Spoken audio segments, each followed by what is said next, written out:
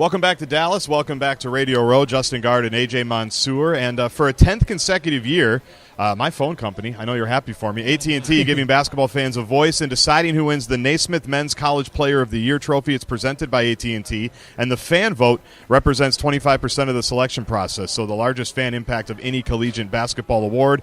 It will be awarded on Sunday. The finalists are Jabari Parker, Doug McDermott, Russ Smith, and our next guest, Nick Johnson, University of Arizona. Nick, thanks for joining us. No problem. Is it a little annoying that you're here talking to us as opposed to going over a game plan for, say, Kentucky right now? I wouldn't say annoying is the word for it, but definitely hard. Definitely a hard situation to be in. You know, obviously, feel very honored to be here and be a part of this award ceremony, but definitely wanted to be here in a different aspect. When you lose a heartbreaker, how long is it? Something you'll never get over? Is it something that takes a day or two? A couple of days later, are you up in Tucson and it's really nice? We're from Minneapolis, so like the nice weather would be good. It's hard to be upset in Tucson. How long does that sting last? I'm not sure. I mean, you know, this is probably the most disappointing. I wouldn't say disappointing because we had a great season, but just it hurt a lot. And I mean, I'm still not over it. I don't think days, weeks would. Think it might take a little bit longer than that, but like I said, we had a great season. You know, looking back, you know, a year, 2 years from now, I'm gonna look back and say, you know, we did a lot of things, we accomplished a lot of things. That game against Wisconsin, the final a couple minutes, obviously a crazy finish, the way it all went down. You know, we can talk about all we want from a press point of view with the officials' review. You know, kind of a new aspect to college basketball, to basketball, period. But from a player's point of view, how do you view that? Does it disrupt the flow of the game? Obviously, it benefit you. You know, you got a chance near the end. I mean, I think it's fair. You know, it may, you know, give you a minute, two break, but I mean, really, when everything's on the line and everybody's playing so hard, you might need that minute or two to cool down a little bit and get your breath. But like you said, it benefited us. That was definitely a big opportunity for us if we had capitalized on it. But I mean, I think overall it's a good move by the NCAA. So what will Wisconsin take into their next two games, or at least their game against Kentucky? You know, you just played them. If they were to win a national championship, let's say, why would it be? What stood out about them as you played them? I mean, I think that their guards would have to play really well. You know what you're going to get for the most part from Frank Kaminsky. You know, he was a big-time player against us. You know, he was very locked in. But, I mean, I'd have to say, you know, they'd have to get back to that Bo Ryan style of defense as well as playing, you know, the great offense that they've been playing this year. So, you know, just shooting the ball well from outside. And I mean, players like Sam Decker and Trayvon Jackson have to come up big for them. You know, you look at back at your college career. I mean, if this is the end, what's one thing that stuck out? I mean, obviously this was a good run down the stretch. You know, top ranking, a great team. Is there anything that's when you look back kind of stuck out to you as I'll never forget this? I mean, just how we battled through adversity. You know, you could say that our first, second, third best player on the team got hurt in Brandon Ashley.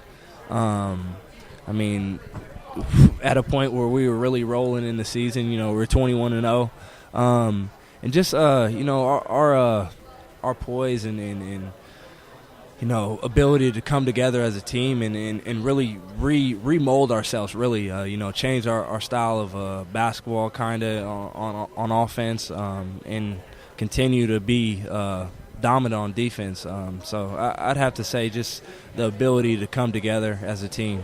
Your coach called it on Twitter very shortly after the best team he'd ever been a part of. What do you think he meant? You know, why do you think he thinks that? Maybe you know it just ended, so he says, "I really like these guys." But what does that mean to you? Knowing he's been in a lot of pretty good places. Yeah, I mean it's obviously a great honor. You know, he's been a part of many teams throughout his playing and coaching career as an assistant and head. But I mean, I think that just speaks volume to the type of players that we have. You know, our freshman class really we're like no other freshman class we've had in the past few years, or at least since I've been here. They really approached coming into college with a different mindset, and I mean just all throughout. We have great kids that came together as a team and became a family. I think that's what he would like to say is probably it's his closest team he's had. Yeah. We were 35-3, but I mean just the ability to come together. He always talks about a player's program. That's like the Twitter handle. That's the hashtag. What does that mean, and how do you see that manifested as a guy who's been there now for a while? Yeah, I mean, it's about the players. Coach Miller is one of the best coaches in the country, and for him to preach that and really be about that, I mean, it's really something. He knows that, it's a job for him, but I mean, it's really life for us. We're young men trying to find our way in life, whether it be going to the NBA or just getting a degree and being a part of a great team. So just being about the players, the past, the future, the present, that's really what he's about. Again, we are live at the Final Four with Nick Johnson, Naismith Award finalist from Arizona. Nick, Justin and I like to think that we had decent high school basketball careers, but it never got to the point. I was above average. I mean, it was better than decent. It never got to the point, below though. the rim, not like you, but above average. We never had that point where we reached the pinnacle where we realized it might be a possibility to get on the cover of Sports Illustrated. You were this year. At what point did you kind of cross that path where it's like, this is obviously it's always cool, but when you realize, hey, I could, we got a good team, I'm doing pretty well, that you could potentially be. I would have settled for faces in the crowd. I mean, if I could get a faces in the crowd on like page 7, even now at 31, I'd take it. But anyway, man, when they approached me with the idea, Corey actually came up to me and said, they want you to be on the cover of the March Madness edition, one of 6 covers.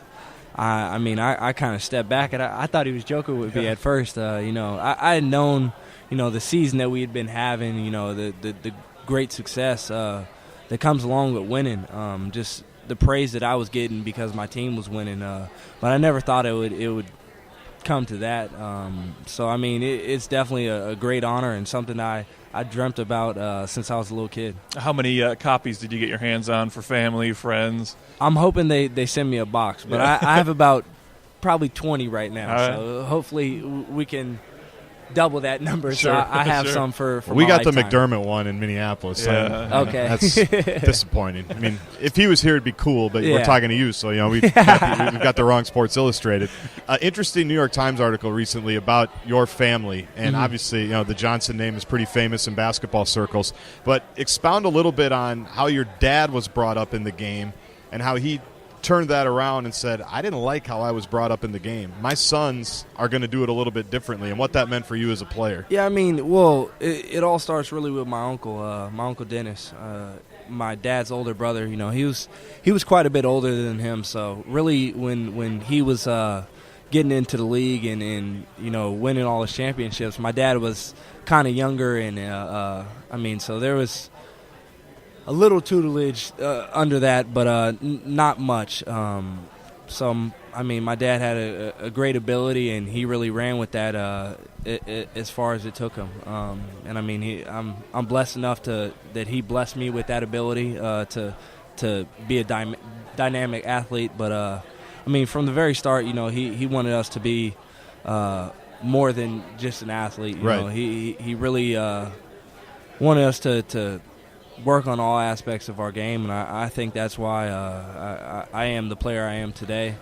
Just being able to do everything on the floor. So when you're a kid and every other kid has the hoop lowered and they're trying to dunk all over the place, and you want to do that, and your dad says, you're not doing that. Get here. I've got the 2 ball drills. We're going to do that. Yeah. Then you guys are going to do partner passing. Then we're going to do all the stuff where you twirl the ball. Again, I was an above average high school player, so I know all these things. Then you're going to do all these fundamental things. What's little Nick thinking about that? Well, don't Did you worry. see the big picture at that point? I was a little kid. No, don't worry. I got my times when he was at work, I would lower the basket and work on my dunks. Don't also. tell Dad. But yeah, exactly. Don't tell Dad. But I mean, it was something that I envisioned. You know, I had a vision when I was young. I knew what I wanted to do right when I picked up at basketball. So I mean, it's really just been working to be where I'm at right now. You know, ever since I was a little kid, and then you know, making a decision to move to Findlay in Las Vegas to better myself as a person, as a basketball player, to be ready for college. You know, were you always an Arizona guy? I mean, kind of in the area, but were you? Did you have other? I mean, obviously, you probably had other options, but what was it that pushed you towards Arizona? Yeah, I mean, just you know, being from Arizona, being from Phoenix, you know, it's. I would always say it's far enough where my mom can't come every day, but if there's a problem, then she can get down there. You need to go do laundry. Yeah, sure, exactly. Sure. So I mean, really, that was definitely a benefit. And then I mean, Coach Miller was truly great. The person the coach I felt most sincere when recruiting me. You know, I really felt that I could talk to him and just felt most comfortable with him. I mean, obviously the tradition of Arizona, you know, with all the pros and the success that they've had, it definitely is a plus. So will you watch tomorrow?